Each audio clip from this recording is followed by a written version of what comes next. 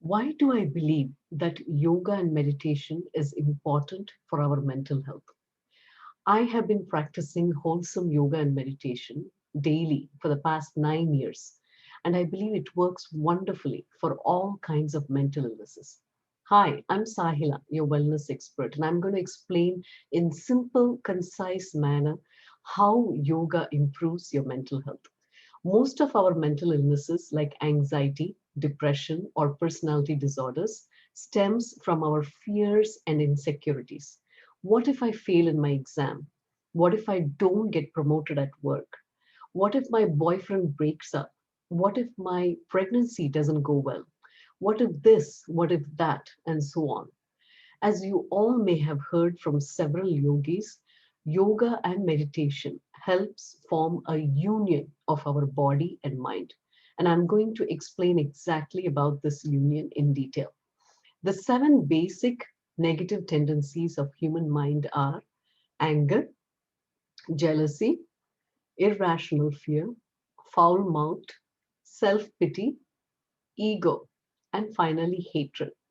Notice how all these negative tendencies arise when we focus too much on ourselves. These are not negative people that you see in movies, but mostly normal people like you and me, and who don't realize that they are harboring these negative tendencies. So, when we carry such negative emotions unconsciously around us all the time, it can affect our physical and mental health. Now, here is an example from my life.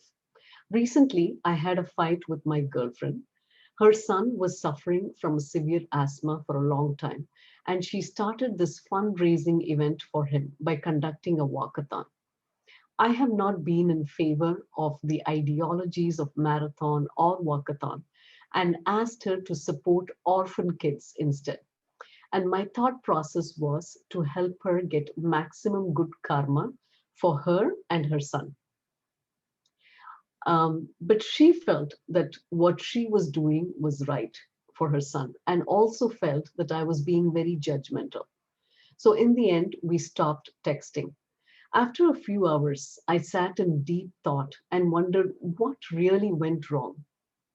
I felt jealous that another common friend of ours had donated to this friend's walkathon and not for my project, Feed the Hungry Kid. This jealousy got me to say irrational things, and instead of supporting my best friend who was having a kid with severe asthma, I ended up acting on my jealous feelings, which led to the fight between us. I felt very bad about this whole thing and apologized to her with a long text message. I didn't get a response from her, so I decided to wait for a few days. Meanwhile, I started to notice that while doing my Surya Namaskars, my right hip muscle started to bother me a lot. This started the very next day after my fight with my best friend. The sourness inside of me and my jealous feelings had clearly given rise to this muscle spasm in my back. And every time I did the Surya Namaskar, it hurted me more rather than relaxing it. After waiting for 3 days, I didn't get any response from my best friend, and I decided it was enough. So I packed her favorite food in a box and went straight to her doorstep. She was in a work meeting, and I waited for her in the hallway for half hour. I didn't know whether she will accept my apology or get angry, but I had made up my mind that I was going to accept both ways. Luckily for me, my friend saw the real emotion in me and hugged me as soon as she saw me. And that was it. I felt cured immediately from my back pain.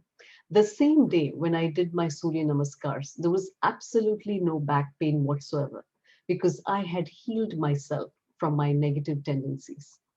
Most people who do not practice yoga and meditation on a daily basis don't have a good understanding of their emotional health or their negative tendencies.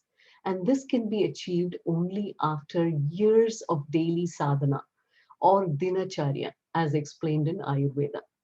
When you get into a routine of wholesome yoga and meditation like me, you will be completely aligned with your system, so much so that even a small insult to your mental peace or any small negativity will show up in your physical health, whether you realize it or not. But over the years of practicing wholesome yoga and meditation has built my intuition levels higher and through expansion of chakras. So now I know very well when my mind is not happy with my body or when my body is not aligned with my mind. When you establish this perfect symbiotic relationship between your mind and body, you will know the trigger for your suffering. Such small triggers, when left untreated, goes on to become a physical illness in future.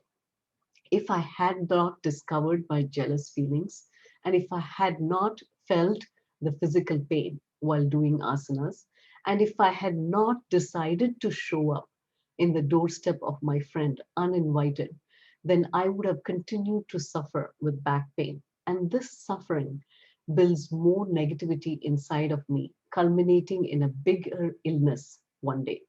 And that is why in yoga, we often say every disease originates from either a poor lifestyle choice or from poor state of mind. If you'd like to know more on how to identify and get rid of these negative tendencies and stabilize your mental health, enroll in my mental health workshops by going to the link www.wellnesswithsahila.com or www.wellnesswithsahila.in. Also, I will be conducting a masterclass on August 8th for all kinds of mental illnesses and stress. And this will be for registered members only. The link for this masterclass will be below this video. So until next time, this is Sahila, your wellness expert, signing off.